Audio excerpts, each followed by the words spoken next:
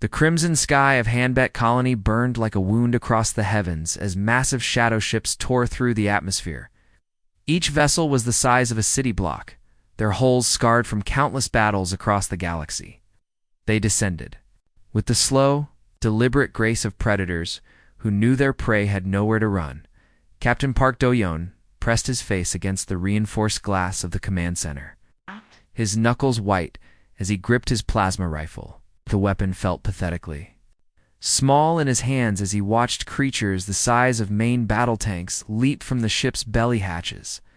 They hit the ground with bone-shaking impacts, their massive forms creating craters in the colony's carefully maintained streets.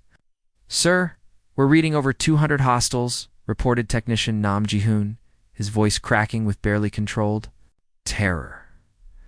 The young man's fingers flew over his scanner, but the readings only confirmed their worst fears. Energy signatures are off the charts. These things are built for war. The Kethmoran had finally found them.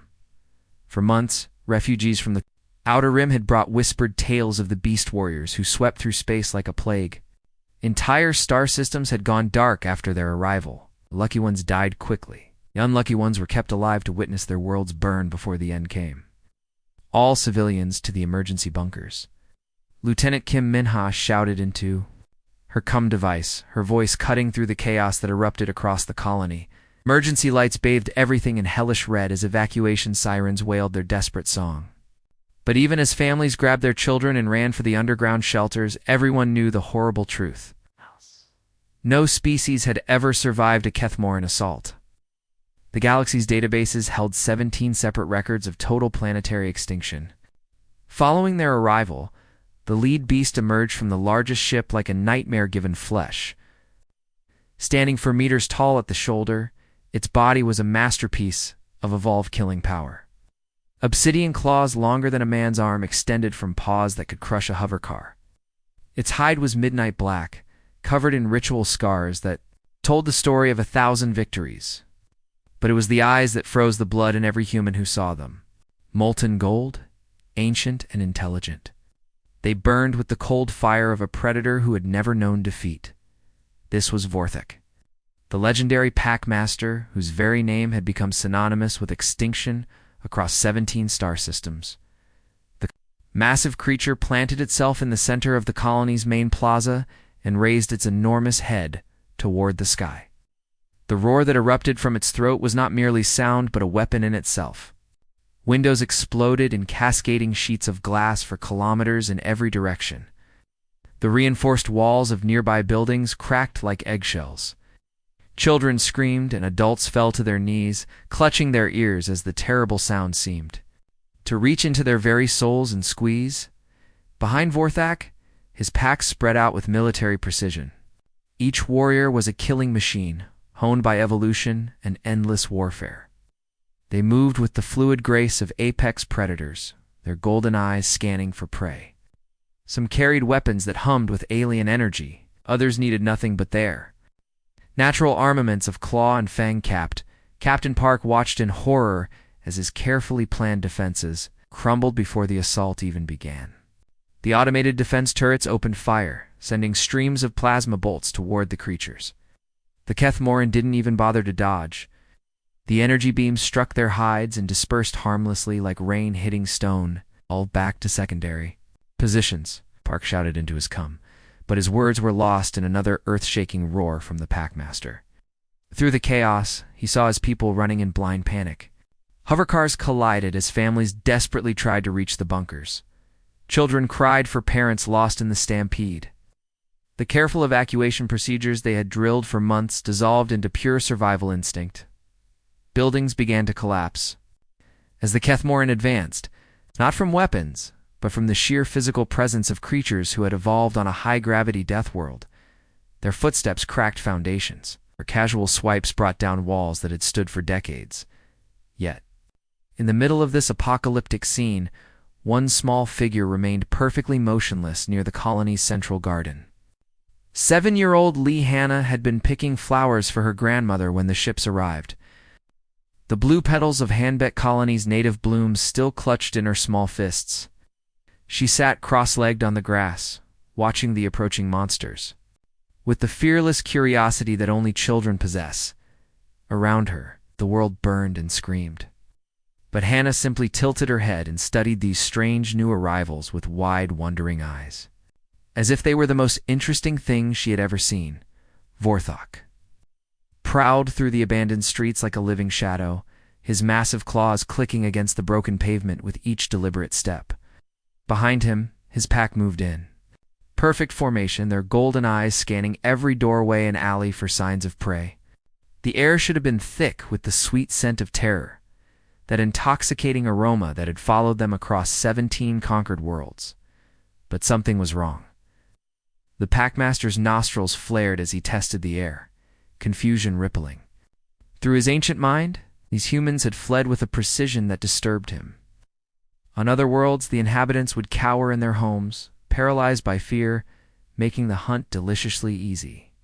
They would scatter like startled prey animals, running in random directions, their panic making them vulnerable. Not here. These humans had vanished like smoke, leaving behind only empty buildings and the lingering scent of organized evacuation. Where was the chaos he expected? Where were the stragglers left behind to fuel his pack's bloodlust? Was Lieutenant Ascard? Veteran named Kethron padded up beside him. Packmaster, the prey has gone to ground. Should we dig them out? Vorthak's lips pulled back in a snarl, revealing teeth like ivory daggers. This was not how conquests were supposed to unfold. He craved the ritualistic terror, the moment when entire populations would kneel before his might. The fear was as important as the victory itself. Search every structure, he commanded, his voice a rumbling bass that echoed off the empty buildings. Find me something to break. His pack spread out, their massive forms moving with surprising stealth through the colony's residential district. They peered through windows with their burning eyes, searching for any sign of life.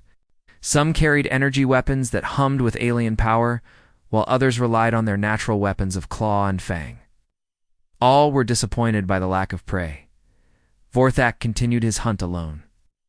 Following the main thoroughfare toward the colony's center, his heightened senses picked up traces of recent human activity, a child's toy abandoned in a doorway, the lingering scent of fierce wet, but no actual prey to satisfy his need for dominance.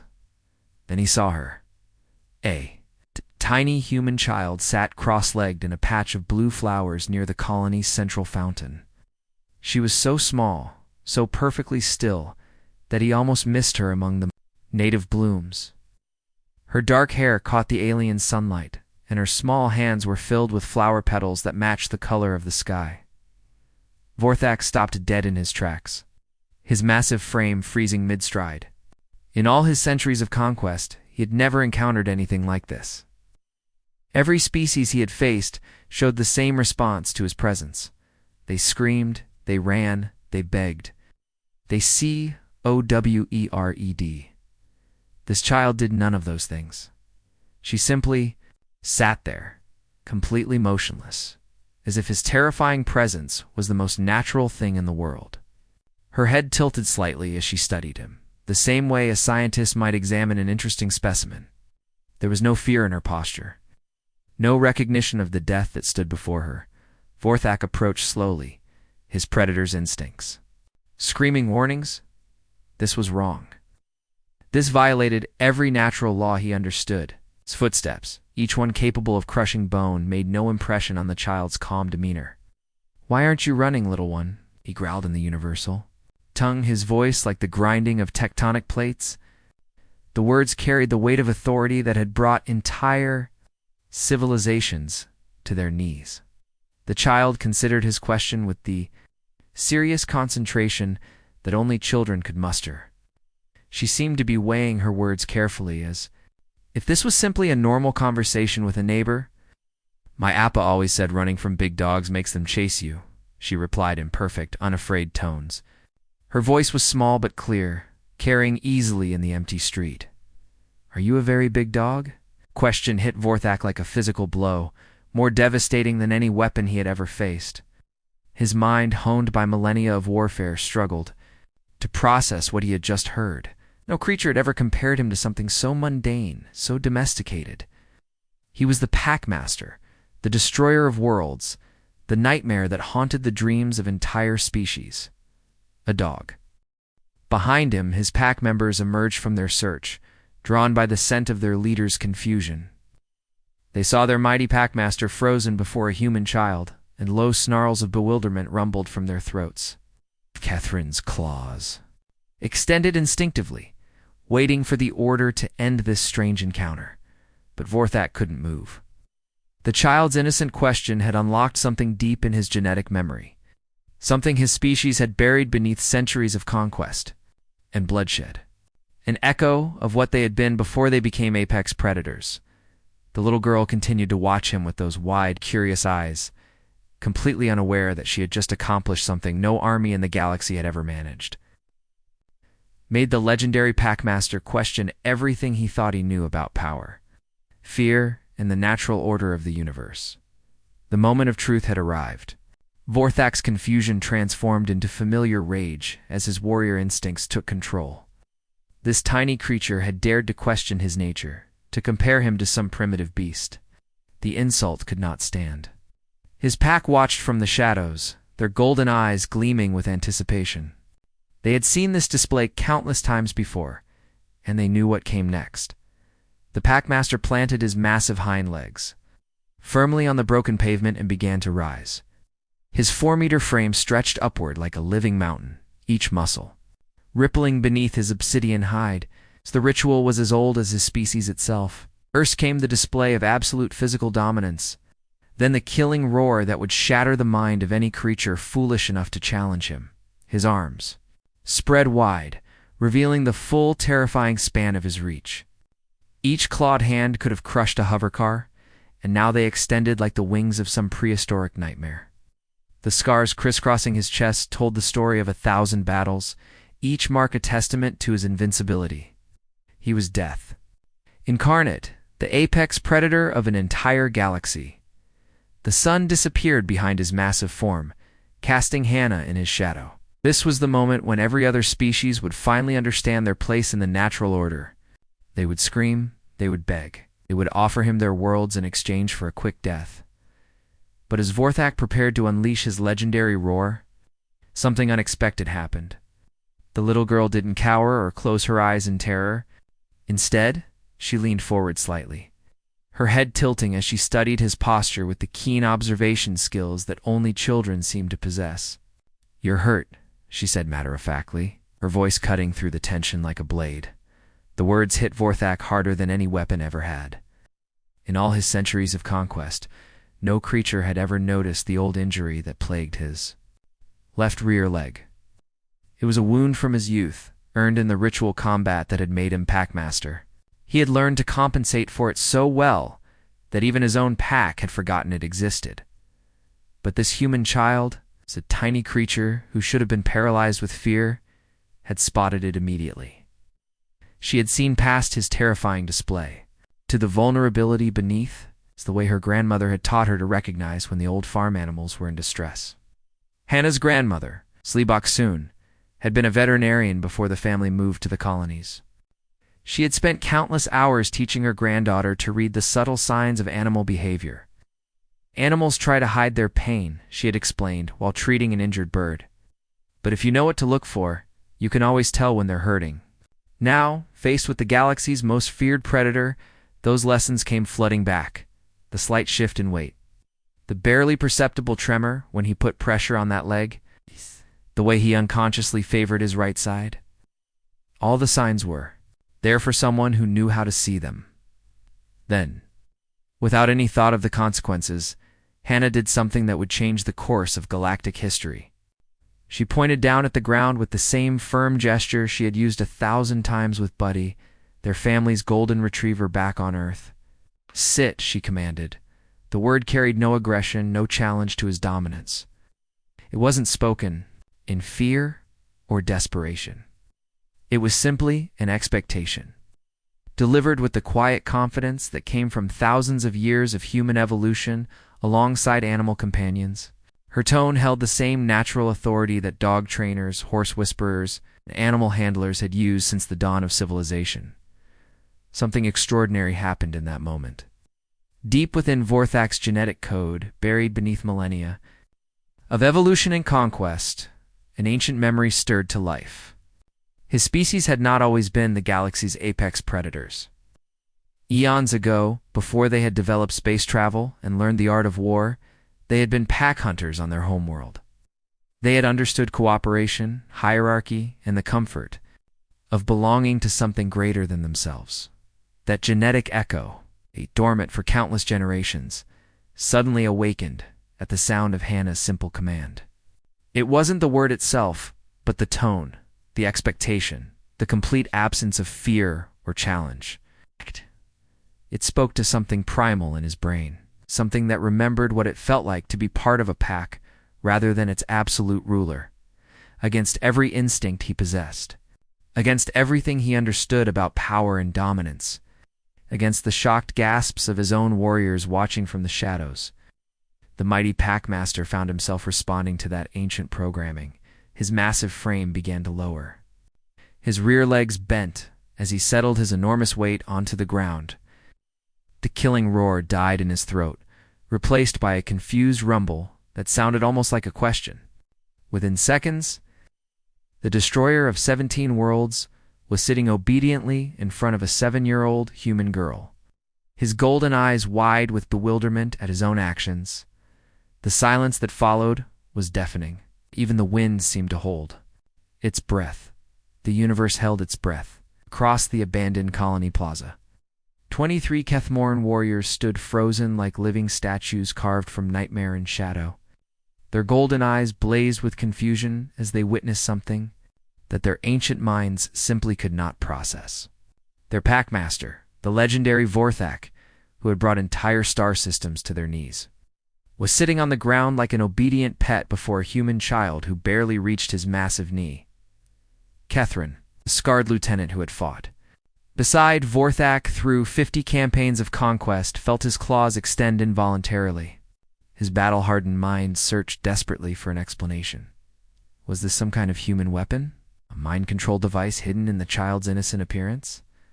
His pack brothers shifted nervously behind him, low growls rumbling in their throats as they struggled to understand what they were seeing, but Anna seemed completely unaware of the galactic impossibilities she had just created.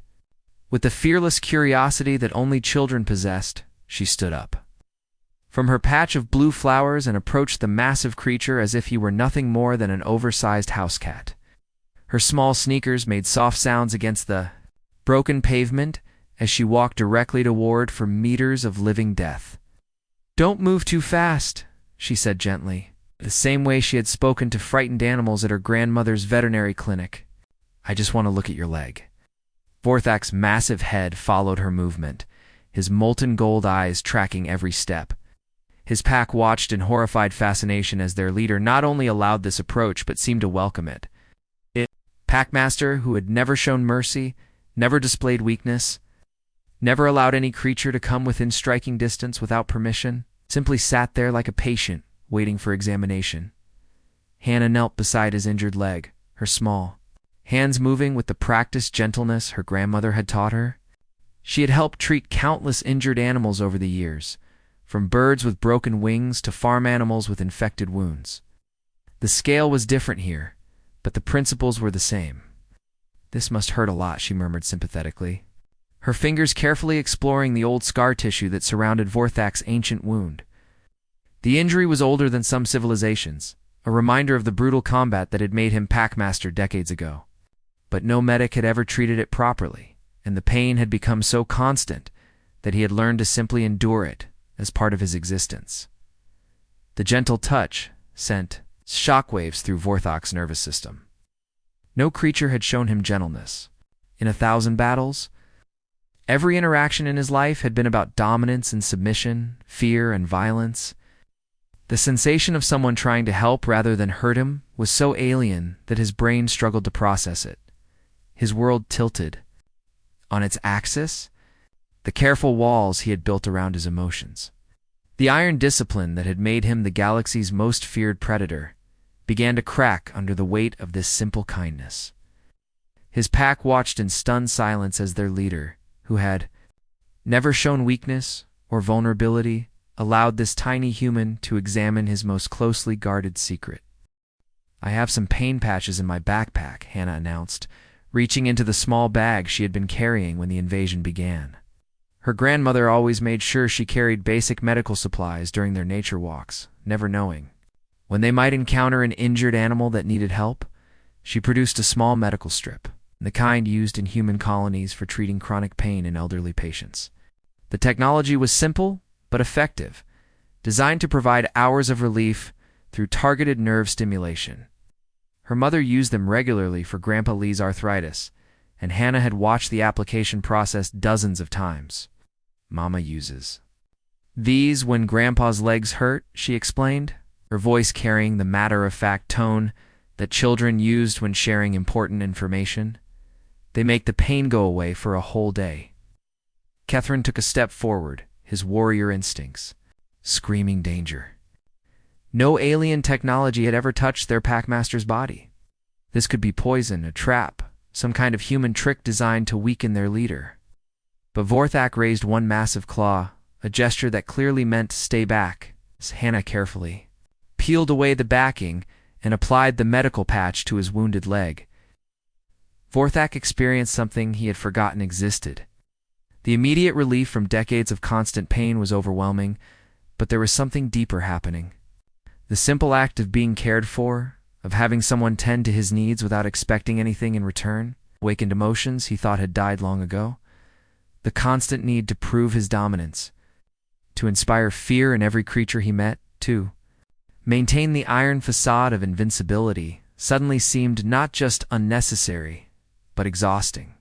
For the first time in centuries, he felt the weight of leadership, the burden of being the galaxy's ultimate predator.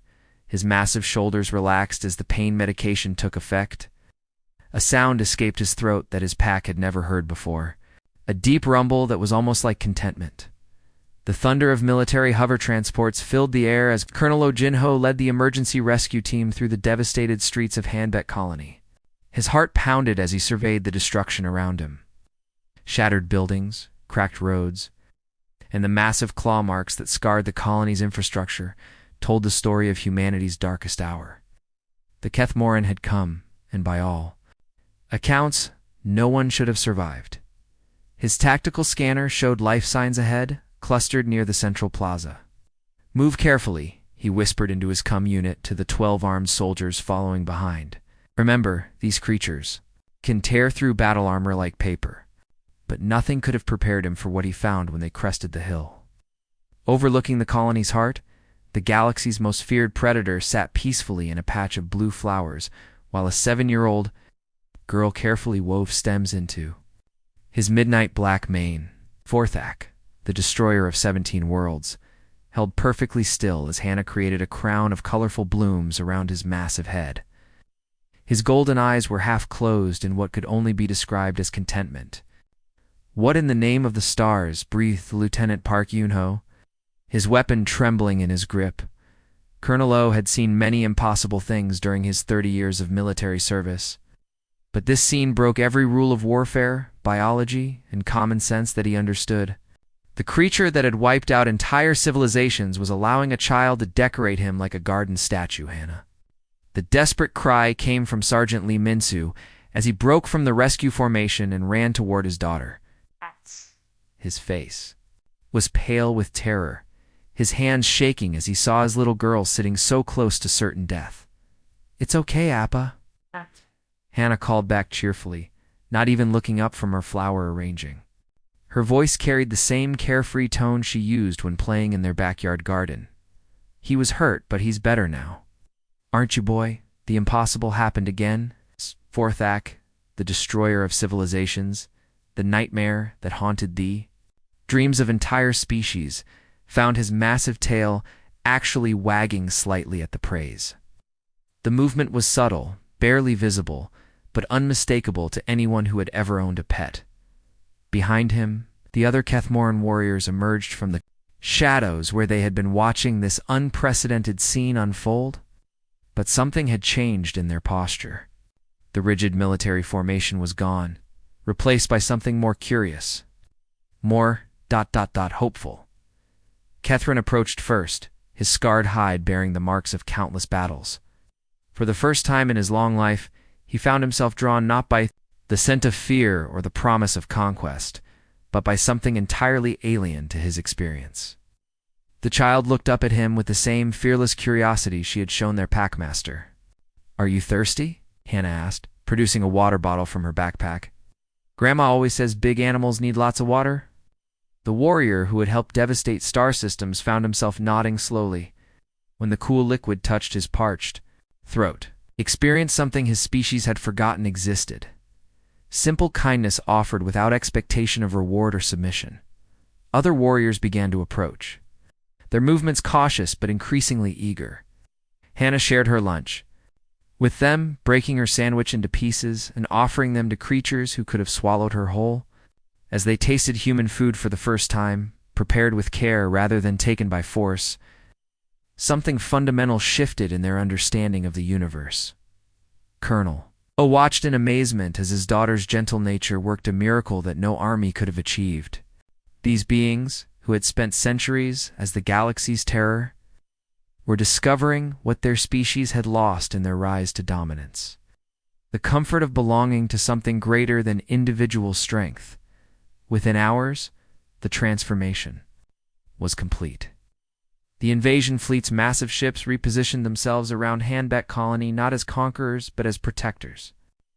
Kethmoran warriors who had once swept through space bringing destruction now patrolled the colony's borders, their golden eyes scanning for threats to their new pack. Days turned into weeks, and the warriors learned new concepts that had been absent from their language for millennia. Hannah taught them words like good boy when they helped repair damaged buildings with their incredible strength. Stay became a command. They followed eagerly, finding joy in the simple act of obedience.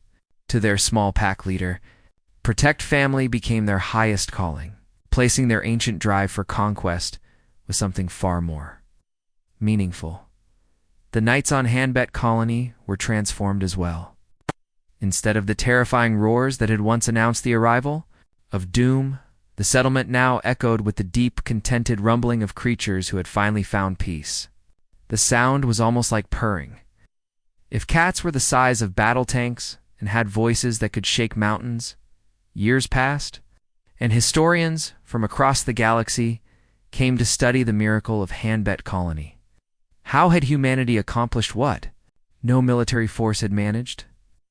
How had they turned the galaxy's greatest threat into their most devoted allies?